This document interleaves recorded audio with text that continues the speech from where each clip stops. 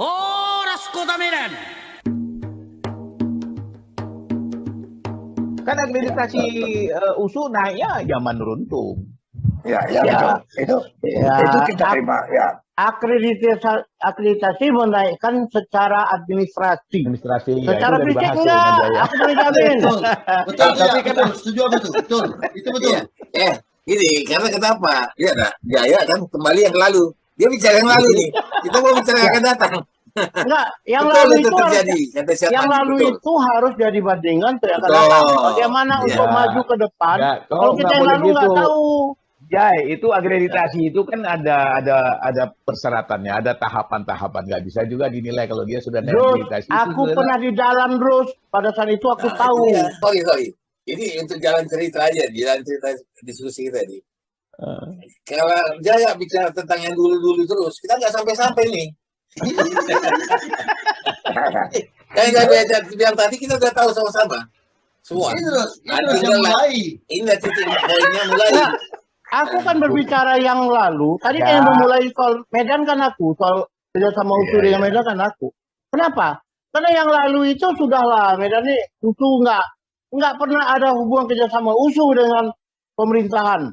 Karena wajah USU, kehadiran USU tidak nampak di wajah Oke. Kota Medan, Oke. di arsitektur Kota Medan, Nah. di politik Kota Medan, Betul. sosial Kota Medan, Betul. hukum Kota Medan, Oke. hubungan budaya Kota Medan nggak ada. Oke. Karena di USU ada fakultas ilmu budaya. Ya, jadi gini, nggak salah Dodi kalau bicara masalah itu kan segala sesuatu kalau kita membuat sebuah penilaian itu harus ada benchmark.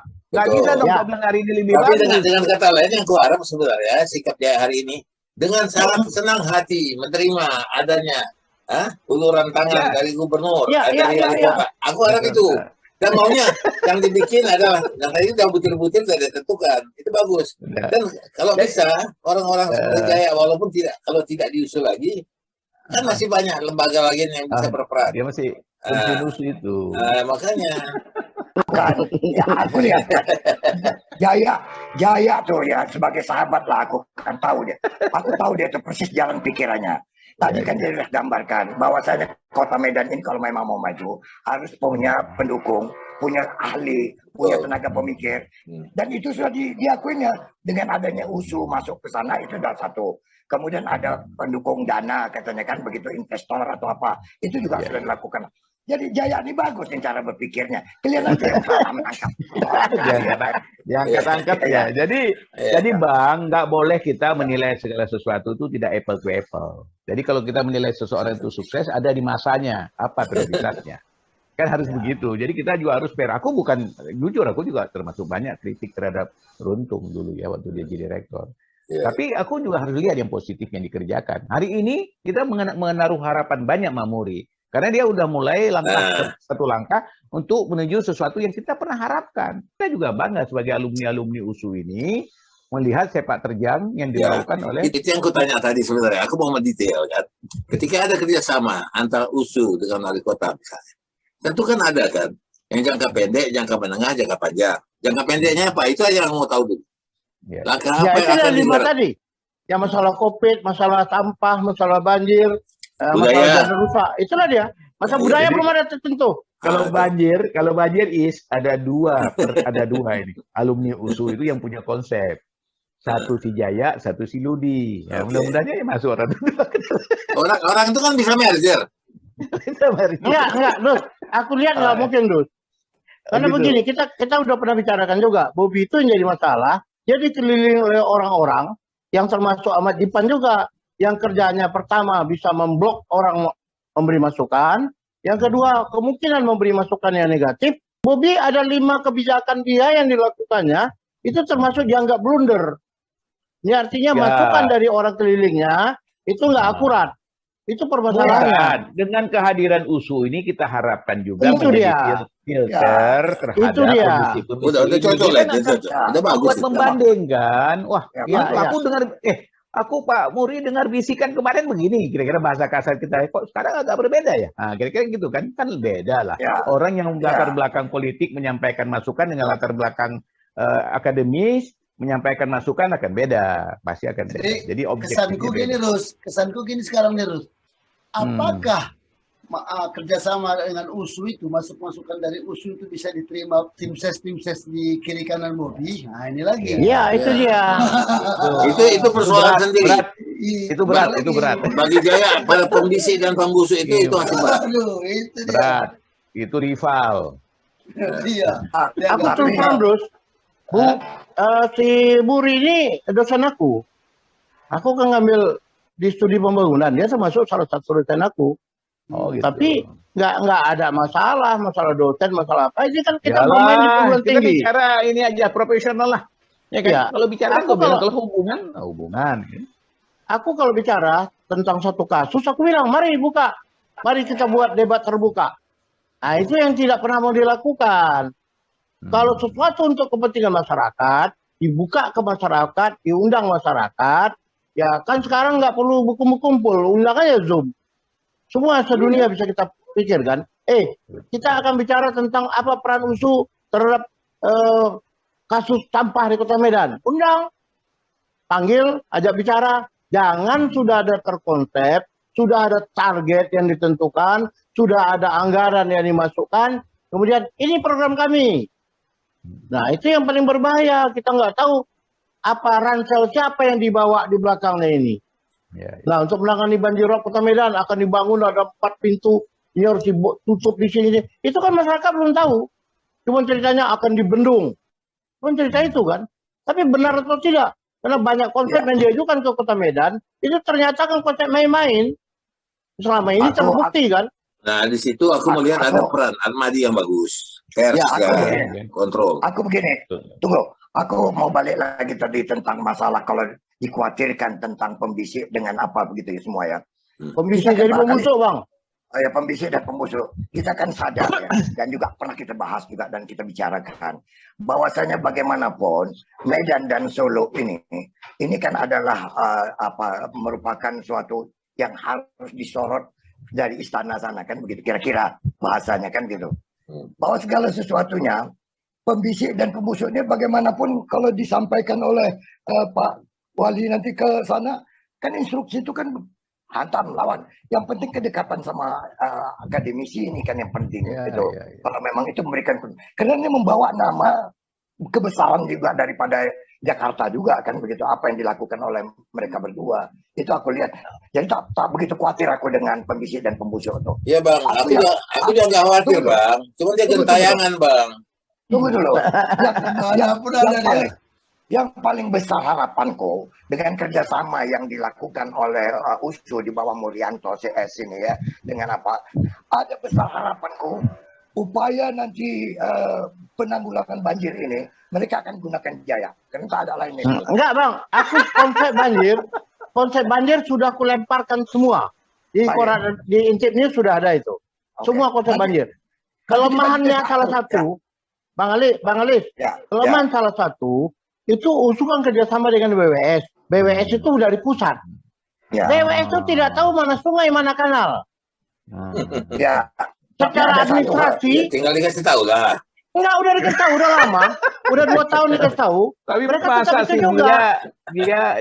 dia punya spesialisasi di Bukan, situ yang udah tahu kan. Udah dikasih tahu, mungkin nggak taunya sebelum Jokowi, sebelum Jokowi. Tapi ada satu hal ya, barangkali satu hal yang kita perhatikan juga ya. Jarang pula ya Menteri PUPR ataupun BWS datang ke Medan ya, di era wali kota manapun. Tapi kalau sekali ini dia datang, mungkin juga dia barangkali terus terang aja ya, bukan aku mengumbang atau apa. Setidak-tidaknya mereka menelaah apa yang ditulis oleh Jaya dalam penanggulangan banjir ini. Mudah-mudahan itu bisa dikawinkan. Ya, enggak, Bang. Doanya itu aja ya. Aku doanya itu aja ya. Aku udah lihat program mereka yang diajukan. Mereka mengajukan program itu sekitar 40-an kilometer. Itu diajukan mereka. Konsepnya begini. Itu hanya sebelah barat ke Medan. Sementara Medan itu mencakup panjang drainase hanya sampai sekunder itu 200 kilometer. Mereka ajukan itu sekitar 40 kilometer. Jadi hanya sekitar nggak sampai 20% dari wilayah Kota Medan yang tertangani banjir yang akan dikerjakan mereka. Bobi kerjanya cuma 3,5 tahun kan. Kalau itu pun salah, Aku tetap banjir bang, nggak mau aku. Oh, Aku ributnya kan rumahku Nah, banjir. kan 3,5 tahun itu kan pendek. Jadi kalau dia kerjakan semua mungkin nggak Mungkin selesai. bertahap kali ya. Tahapan dulu. Ini, gitu. ada Kalau enggak? bertahap, Aku mau kasih cakupan gambaran bertahap dari ya. awal sudah salah, maka semua akan salah sampai begini, akhir. maka Aku mau kasih gambaran menyangkut yang disebut Isari Gujaya. Isari Gujaya itu benar bahwa itu yang paling penting nanti di sini adalah media. Dia akan menceritakan apa yang terjadi sebenarnya, kan itu kan? Karena media itu adalah pers itu adalah ibu kandung kebenaran kan begitu. Ya. Nah kalau kita lihat berita-berita coba mungkin Pak Cali yang kita semua barangkali kurang menyimak berita-berita itu. Berita-berita itu semua yang di-push. Berita-berita itu semua yang di-stressing. Ketemu dengan siapa? Ketemu dengan dekan-dekan USU ini, di-push ini. Seakan-akan dengan adanya pertemuan dengan USU ini, itu Bobi akan berhasil sukses dengan apanya. Semua di-push di situ. Tapi tidak diceritakan apa yang akan dikerjakan dan bagaimana risiko, bagaimana ininya. Contoh kasus. Itu berulang-ulang disebut demikian kata Bobi menantunya Jokowi ini. Itu buat apa? Apakah kalau dibuat tulisan menantunya Jokowi ini bisa menyelesaikan permasalahan Medan? Itulah bukti bahwa tim ses itu masih bermain. Nah, dan wartawan-wartawan itu berbeda dengan beberapa wartawan yang katakanlah yang masih idealis kan. Berbeda sekarang bagi dua dia. Kalau kami, aku lah misalnya karena aku mungkin udah tua atau apa, aku berprinsip lurus saja. Jujur aja. Ya. Katakanlah Tapi yang benar saja. kalau kau bilang bahwa media itu ibu kandung dari kebenaran, nah kita satu sisi kita katakan juga bahwa di dalam media itu banyak orang yang punya konflik of interest, punya vested of interest, ada pusing, Nah, maksudnya itu nge-push sesuatu, ada stressing. Jadi artinya yang mana yang ibu kandung kebenaran itu yang mana? Kan kira-kira kayak Bagus. gitu. Makanya aku kasih tahu, simak itu berita itu informasinya itu harus dilihat dia dulu. Jangan bikin begini. Nanti dia sekarang mengedit. Sedangkan dalam undang-undang tidak boleh ada sensor. Malah itu sekarang kan kita tidak tutup mata. Kita tidak tutup mata. Sekarang orang-orang yang punya kapital, orang-orang yang punya semua punya media karena dianggap media itu bisa melindungi mereka. Kalau sudah bicara seperti itu, di mana objektivitas? Di mana keberpihakan itu sendiri? Kalau dia cuma kan kita bisa lihat siapa yang berhasil atau tidak, begitu aja udah. Kok payah kali. Ya. Tapi orang bisa melihat. Aku baca koran, aku tahu mana koran yang kuning, mana koran yang putih, mana koran yang memberi solusi, mana koran yang itu terasa kok. Terasa sekarang. Ya aku terus sama dulu ada majalah yang aku sangat kagum dan ikuti berpuluh tahun. Ini hari aku tinggalkan itu majalah. Karena aku merasa ada tendensius. Mereka bilang tidak, tapi itu tergantung aku dong. Iya betul. Tendensius kok. Berita mereka tendensius, bahasa mereka masih bagus tapi tendensius.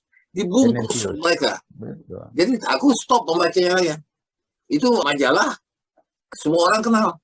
Tapi aku tidak suka lagi bacanya. Sekarang bahkan kebenaran yang dia buat pun aku ragu jadi.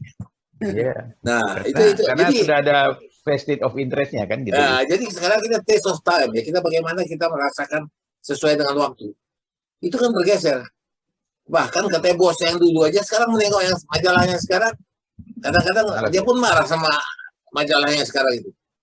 Tapi dia nggak bisa berbuat apa-apa.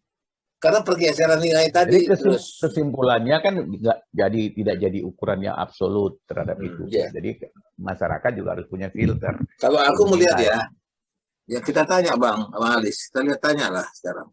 Media mana yang kita percaya sekarang? Nggak banyak. Ya, kita TV aja kita tahu. Ada TV yang tidak mau kita lihat. Iya kan? Iya. Ada. Itu kalau kita sebut nama sih orang udah tahu lah. Kalau disebut udah tahu lah. Ada TV mana yang kita mau lihat juga.